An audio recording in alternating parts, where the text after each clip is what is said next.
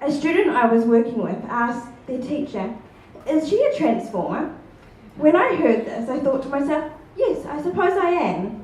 Even when I was tiny, I had cool transport, like a homemade bike and a wheelchair, and I could do things that kids normally would do. Being independent is important to me, but it was tricky. When I was in year 7, I was joined by my friend who uses a wheelchair. It was great to have someone who got it. Outdoor activities were more inclusive for us and also many of the other classmates who took part in wheelchair sports with us. A man came up to me once at the pool and he asked, "Did you just go swimming?" He said this in disbelief, as if like it was an impossible task. Yes, I did. I used my arms. Like, what are you talking about? Swimming is one of those activities that I don't need to use my legs for. Being in a wheelchair does have its perks. Meeting people that inspire me to do more, like Josh Jr. and Helen Clark, for instance. Through my wheels, I've visited places that many people can only dream of, sailing internationally and going on tall ships like the Tenacious.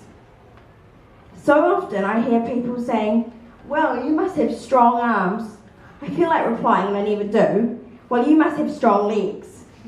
This made me think, even although I have a different way of travelling, it's perfectly normal to me, but it is odd to others, and they seem to ask, "Do you need help?" all the time.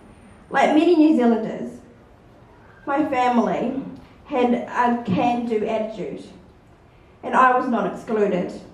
I helped where I could, cleaning and fixing on my parents' trailer sailor, and my brother and I both learned at a young age, with hard work you get rewards.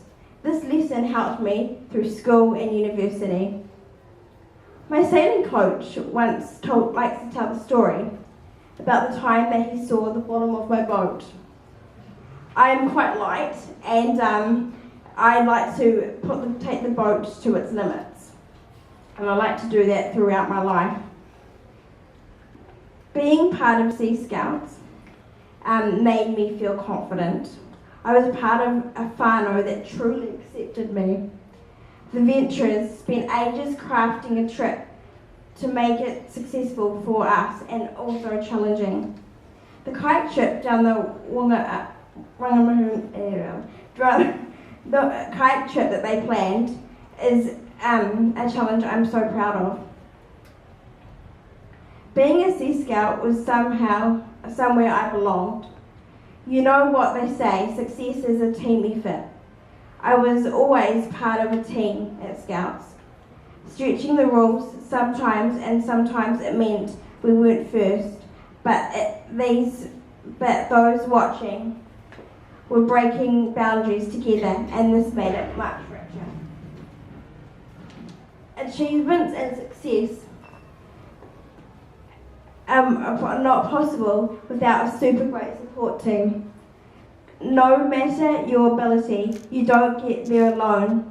My summer holidays, sailing and camping and exploring, you might say, would be physically challenging. My brother and my parents made it all possible. Someone once said to me, "Well, you're so brave going sailing."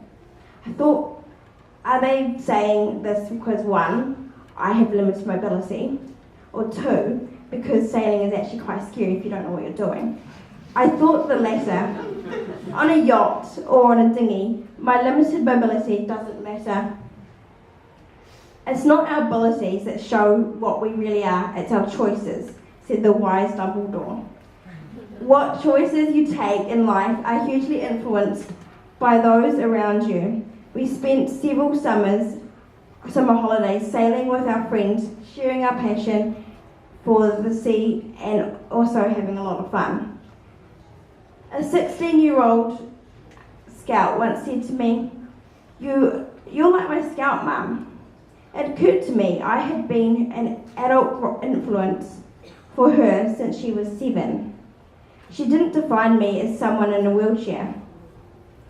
Recently, while I was reading with a student, the word disabled came up, and I asked them, what do you think disabled means? And they said, is it like when a bomb explodes and you're trying to stop it? She didn't, and he didn't know at all what it meant. From a very young age, I dreamt of being a Paralympian. When I got a chance to sail on a Paralympic boat, it was magical. I was positioned to work the sails, and let me tell you, it was heavy. Being in the boat gave me a sense of self-power that I will always treasure. A friend once said to me, you know how annoying brothers are? And I honestly didn't understand the statement. As a result of my wheels, the way society represents certain relationships does not represent mine. My brother is my favourite person in the world and always will be. Last year I had the experience of a lifetime. I spent 3 days sailing on the Tenacious, a completely accessible tool ship. I was doing the things I loved, but completely independently. It was an amazing experience, and as usual, I didn't have to adapt to take part. At the age of 12, I grabbed the tiller of a boat and I never let go. A boat was transport that I could take with me anywhere. I could explore with ease. In sailing, I was not limited by what my legs couldn't do because they were not needed. The next mode of transport I got into was far scarier, I have to say. Like sailing, driving gave me the freedom to go places I would not be restricted. While I am on my restricted, my car is suited to fit my needs, so no one can tell I use a wheelchair. I'm very sorry. I guess that kid that I mentioned earlier was onto something.